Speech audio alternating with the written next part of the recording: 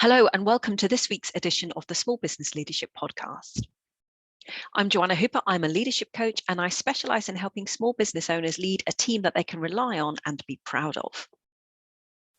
Now this week I want to talk about a dirty word, and that dirty word is delegation. In my cutting around and chatting to small businesses, I hear that for many, delegation is a total waste of time. It's pointless, it's time consuming, it's not worth it, it's really tricky.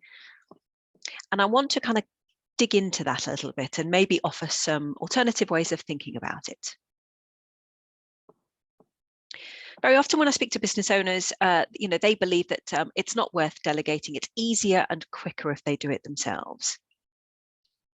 And I guess what I'm wanting to invite us to think about is the idea that delegation might be a spend to save scheme. Let me draw an analogy. Think about buying a house versus renting a house.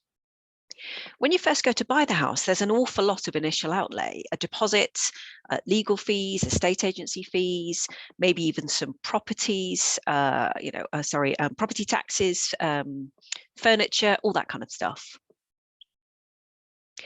And yet many of us still believe that despite that initial outlay, that having a mortgage is better than renting. You will have heard the expression about, I'm not going to put money in somebody else's pocket, or I'm not going to pay somebody else's mortgage. Because despite that initial quite heavy outlay, at the end of it, you get a house that's yours. You can do what the hell you like to it. You start to build a tidy little nest egg in the form of equity, hopefully. And you have an asset that you can sell and realize the cash if it all goes a bit Pete-tong. None of those things are true for a rented property. So despite this initial outlay, the mortgage and the buying market, the bottom hasn't fallen out of it because people still feel that it's worth that initial spend to save to get something at the end of it. And I think it's the same with delegation. There is indeed an upfront cost. The first one is going to be your time. It's going to take your time to help the other person understand what's needed of them.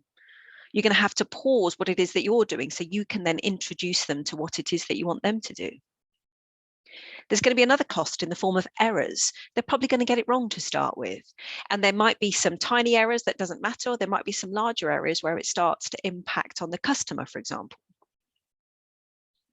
And what we do know is there'll be a cost in terms of your emotions. There's likely to be frustration and there's likely to be fear that this is how it's going to be. It doesn't matter how capable or adept your recruitment process is. Nonetheless, it's always going to be you spending all of your time helping other people to be successful.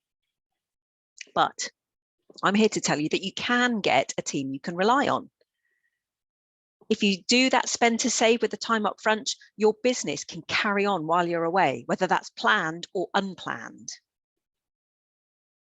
If you do that spend to save, eventually your growth ambitions are going to be realized because you will have space and time to think about more strategic things, the direction of the business, how it's going to be developed, etc.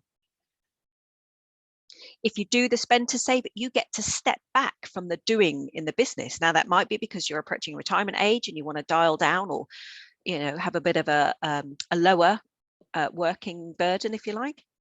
Or it might be because you want to go and do other things. And here's another thing. If you do that spend to save in terms of delegation, you get to grow tomorrow's people.